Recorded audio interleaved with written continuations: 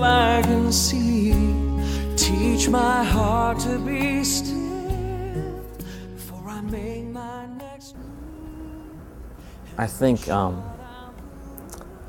a natural reaction for people dealing with that is to say, this is God's plan.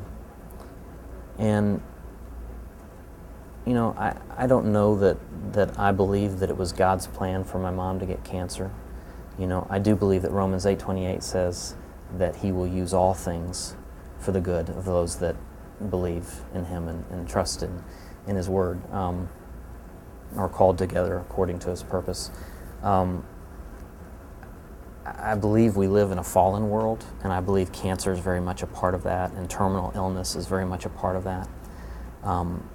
But I believe we don't have to live in fear of that, because I know where my mom went. I know where she is, and I'm going to get there soon enough to be with her. And in one way it's tough, but in another way it's a celebration, because I know my mom won the championship of championships. And I'm not going to sit here and tell you that everything is just rosy from then on. It's hard, and it doesn't make sense. And there were a lot of nights where I just cried, over the aspect of even losing my mom. And I can't imagine what it would be like to flip the circumstances and have a child with a terminal illness, or to have a spouse with a terminal illness. I know the feelings in some ways might be the same, but I know they're also just very completely different. But I would say that there is an instance in those moments when you're dealing with that, when you actually feel at times like you want to raise your fist at God, and you want to cry out to Him in anger. And